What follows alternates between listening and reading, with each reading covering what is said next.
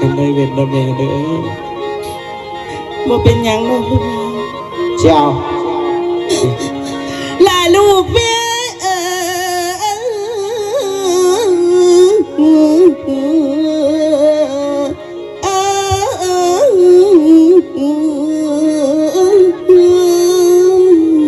โดยแม่ล่ะลูกแม่โอ้ยยามเจ้าออกจากบ้านในมีแต่อ้อยคำจูกเด้อแพงเด้อมีความสุขแล้วไว้ชิญางกันนี่หาเบี้ยจันทร์แต่ว่าจังรักล่ะลูกแม่โอ้ยอันว่าน้องข้าจูกเมียยาเบิ้นไกล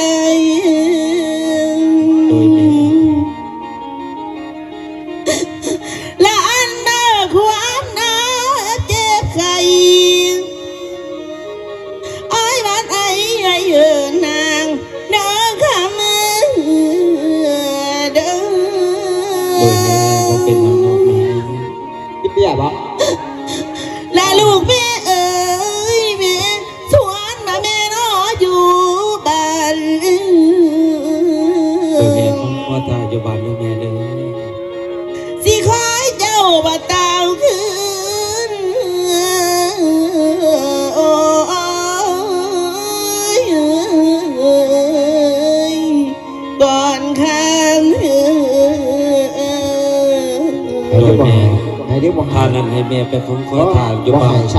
ไปเขาเอาน้ำให้ดูให้เขาก่อนแม่ได้แม่สิไปห่อเขาเต่าให้เจ้าแล้วแจกเจ้าสิเอาแจ้วยังลูกหลานเอาแจ้วปลาแดกบอกแม่อาจารย์ทำไมชมเด้อคอยเด้อบ่เป็นหยังลูกหลานบ่ต้องห่วงแม่สิจัดให้ไปนับเด้อตั้งมกตั้งใจเด้อลูกหลานเด้อไปตั้มเจ้าทำไมชมให้พอมึงเด้อพอมึงหมักเจ้าทำไมชมเด้อเอาเสียงเป็นจะได้กระยามมานี่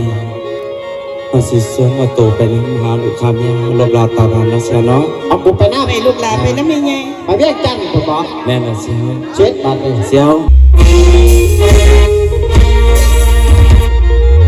ในนั้นส่วนอุทัยเนี่ยเสี่ยวของเขาเอาต้นใหญ่ลงเงื่อนเขื่อนทีสาเดวสิไปน้ำเมียมีเงาสิพานพ่อเนโมโนบัดนี้จ่อมาใส่บ้านหน้าสาเดวผู้ไปน้ำมันดาไปทำงานน้ำมันดาห่างเงื่อนแต่ข้าวนั้นเดี๋ยวนี้บ้านหน้าได้เติบใหญ่เป็นสาวผู้ฟังเอ้ย17 ปีบ่ถึงเศร้าผู้วาวหอมป่านอมบ้านหน้าขาวผู้ฝ่ายง่ามลายเอานีสาเดวไส้ไรเห็นพบหน้าพ่ออยากลมทับสันจากนี้เพื่อเป็นการศึกษาเสียเวลาขอนำพาพี่น้องพบกับบรรดาในณโอกาสนี้มันม้วนผู้ข่า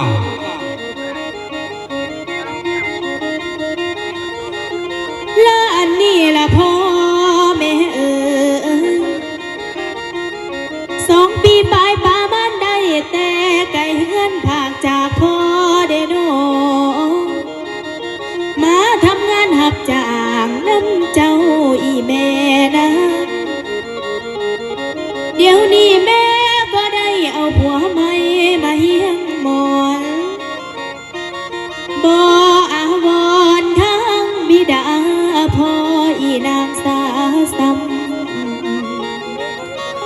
แม่ลืมคำที่เคยเว้าสัญญากันไว้กับพ่อเดโน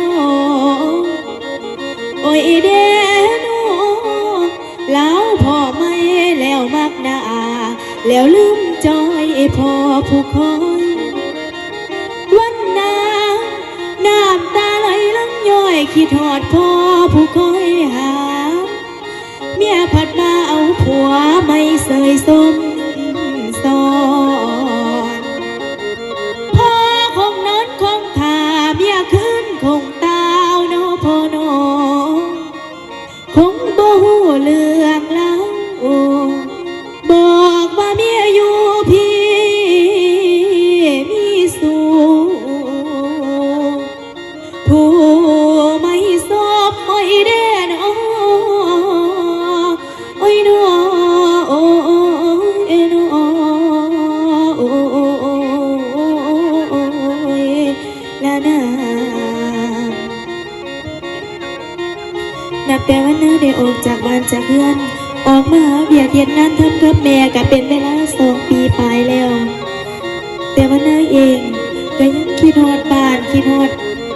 คิดฮอด